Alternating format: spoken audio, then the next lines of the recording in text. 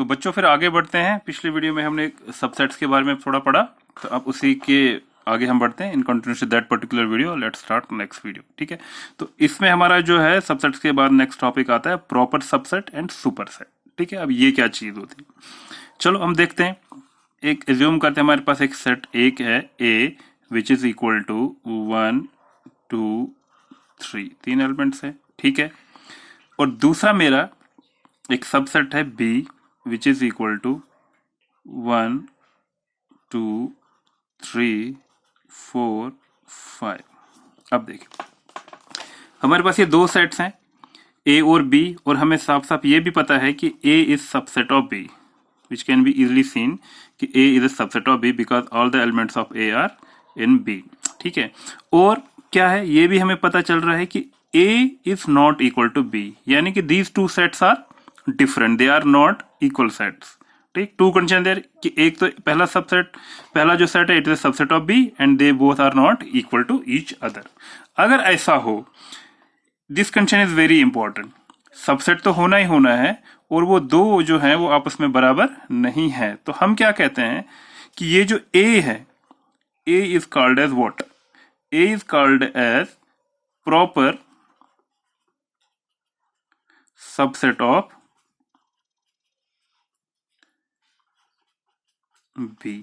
यानी कि सीधी सी बात है, एक सेट को प्रॉपर सबसेट बनने के लिए क्या कंडीशन होनी चाहिए, सबसेट तो होना ही है, लेकिन सबसे बेस्ट कंडीशन यही है कि जो हमारा जो बी सेट होगा उसके जो number of elements it will be always more than the number of elements in set ए।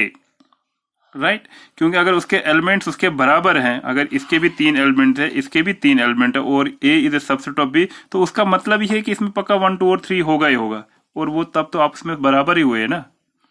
ठीक, तो प्रॉपर सेट सबसेट बनने के लिए क्या कंडीशन होनी चाहिए कि बी के number of elements will be always more than the number of elements in set A, तभी जाके ये कंडीशन बनेगी, तब जाके हम बोलेंगे कि A is the proper subset of B. और उस केस में क्या होगा, ये जो हमारा सेट बी होगा इसको हम क्या बोलेंगे, इसी को हम बोलते हैं it is the superset of A, यानी कि ये आपका सुपर सेट है किस सेट का, ए का।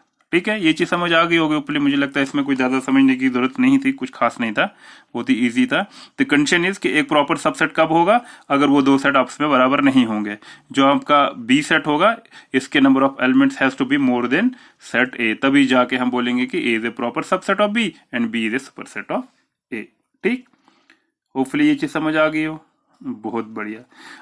ठीक है, तो इसमें ज्यादा कुछ खास नहीं था, इट्स क्लियर। अब हमारा जो नेक्स्ट टॉपिक है वो है, अगर हम देखेंगे सबसेट्स तो हमने कर ही दिए रियल नंबर के, उसके बाद हमारा नेक्स्ट टॉपिक आएगा जिसको हम बोलते हैं intervals as a subset of real number. ठीक है, तो नेक्स्ट टॉपिक हम ले लेते हैं, मैं उसको आप pause the video to note it down, मैं इसको आगे बढ़ता हूँ। तो ठीक है बच्चों, अब हम एक इंपॉर्टेंट और एक टॉपिक पढ़ेंगे, काफी इसका इंपॉर्टेंस है throughout 11th class, then again 12th में भी जब हम पढ़ते हैं तो इसकी बहुत ज्यादा हमें जरूरत पड़ती है, और एक बार ये क्लियर हो गया तो फिर आगे कोई दिक्कत नहीं है। ठीक है, तो वो टॉपिक क्या है कि intervals as a subsets of real number, हमारा जो सेट ऑफ रियल नंबर है उसके जो है इंटरवल्स अगर हम लेंगे उनको कैसे सबसेट्स ऑफ हम आर लेते हैं। देखिए, इसको समझने के लिए हम क्या करते हैं, हम एक नंबर लाइन बनाते हैं। ठीक है, ये माइनस इन्फिनिटी से लेके प्लस इन्फिनिटी तक ये हम 0 मान के चलते हैं। ओबियसली ये 1 2 3 ये चलता रहेगा, ये -1 -2 -3। ठीक है, हम क्या एज्यूम करते हैं कि इसमें कोई दो नंबर लेते हैं जिसको हम ए से डिनोट करते हैं, और एक दूसरा नंबर लेते हैं बी।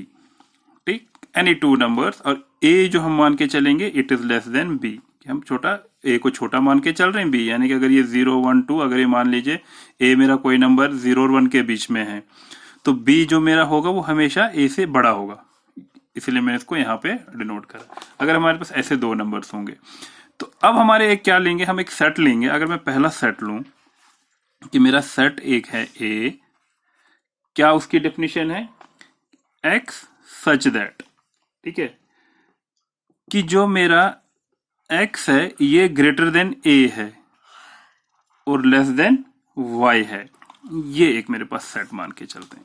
तो यानी कि इस नंबर लाइन में मेरे सेट के जो एलिमेंट्स हैं वो ए से तो बड़े हैं लेकिन बी से छोटे हैं। ठीक है, तो ये अगर मैं इसको इस सेट फॉर्म में लिख दिया, ये तो मेरा आगे कौन सा सेट बिल्डर फॉर्म, अगर इसको मैं इंटरवल फॉर्म में लिखूं तो हम उसको कैसे नोट करते हैं, ये थोड़ा ध्यान से देखने की जरूरत है। यहां हमने क्या लेना है कि कोई वो सारे नंबर जो ए से बड़े हैं लेकिन ए उसमें काउंट नहीं होगा, तो उसको अगर मैं जब इंटरवल फॉर्म में लिखता हूं तो मैं उसको ऐसे लिखता हूं ए कॉमा बी, और इनको मैं स्मॉल ब्रैकेट्स में रखता हूं। ठीक है, तो इसका क्या मतलब है मेरा, ये जब मैं ये ब्रैकेट यूज करूंगा इनको हम बोलते हैं ओपन इंटरवल्स भी, यानी कि वो ऐसा एलिमेंट है इस सेट में वो सारे एलिमेंट्स होंगे जो ए से बड़े होंगे लेकिन बी से छोटे।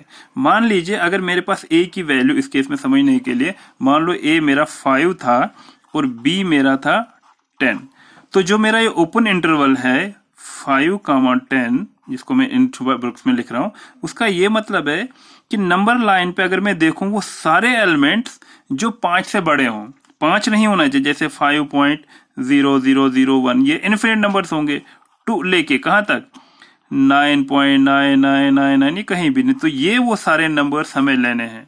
ठीक है, अगर इसका मैं एक सबसे एक ले लूं जो एलिमेंट्स, वो मेरा आएगा ओपन इंटरवल।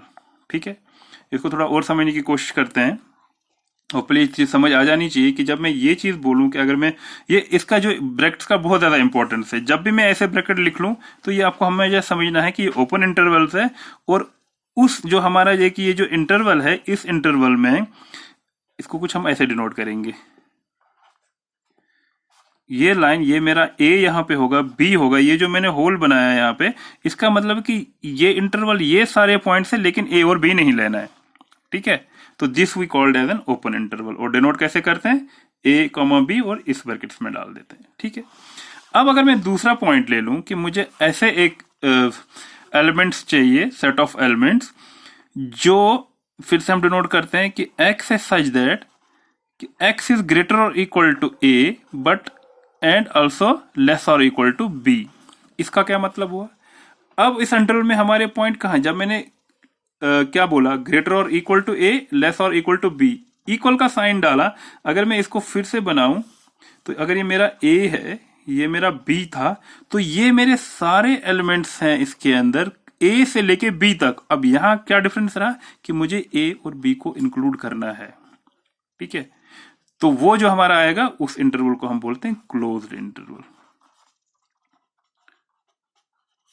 और इसको डिनोट कैसे करते हैं मैथमेटिकली, हमें ये वाला ब्रैकेट यूज करना। अगर मैं ये ब्रैकेट डालूं और ए लिखूं कॉमा बी लिखूं और ये करूं, तो मुझे समझ जाना चाहिए कि ये मेरा वो सेट ऑफ एलिमेंट्स है जो ए से स्टार्ट हो रहा है कहां तक, बी। ए और बी के बीच में सारे एलिमेंट्स और ए और बी को मुझे इंक्लूड भी करना है। दैट मीन्स अगर मैं ऐसे लिखूं 5, 10, तो मुझे समझ आना चाहिए ये क्लोज इंटरवल है, और इसका मतलब वो सारे एलिमेंट्स 5 से लेके 10 तक, और 5 और 10 को इंक्लूड भी करना है। यानी कि इस इंटरवल में मेरा 5 भी आएगा, 10 भी आएगा, और 5 और 10 के बीच में जितने भी रियल नंबर्स हैं वो सारे आएंगे, और ऑब्वियसली वो infinite number of real numbers होंगे, उसमें तो बताने की कोई जरूरत ही नहीं है। ठीक है ना, क्लियर। अब तीसरा सेट क्या होगा, एक हमारा, अच्छा ये चीज मैं बताते चलूं, यहाँ पे इसको जब नंबर हम डिनोट कैसे करते हैं, मैं एक डार्क डॉट डालता हूँ, एक डार्क डॉट डाला, ये मेरा ए आ गया, ये मेरा बी आ गया।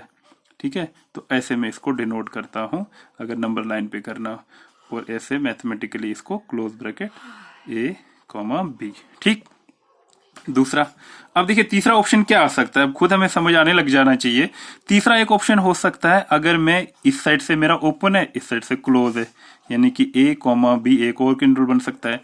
तो इसमें क्या है, अगर इसको मैं सेट की फॉर्म में लिखेंगे तो ये वो मेरा सेट है एक्स सच दैट, अब ये ओपन एक्स वाली साइड, यानी कि x इज ग्रेटर देन ए मुझे नहीं लेना है लेकिन b लेना है, क्योंकि ये साइड क्लोज्ड है, इट मीन्स कि मेरे को b इंक्लूड करना पड़ेगा इसको, और मैथमेटिकली मैं ऐसे दिखाऊंगा।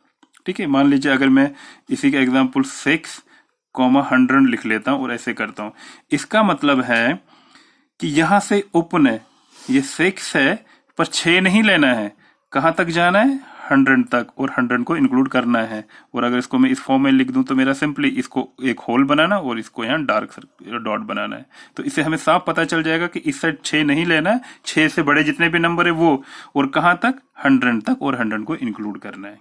तो इसको ऐसे लिखेंगे। अब ओबियसली चौथा तो ज़्यादा बताने की ज़रूरत नहीं। चौथा क्या आ सकता है कि यहाँ से मेरा एक क्लोज ए आ गया और यहाँ से ओपन आ गया। तो इस केस में क्या होगा, यानी कि ये मेरा डॉट ए है और लेकिन ये ओपन यहाँ से बी है। ठीक है, तो यहाँ से ये वाला ए वाला पोर्शन मुझे इंक्लूड करना है, लेकिन बी वाली साइड क्लियर ये इंक्लूड हमें नहीं करना है।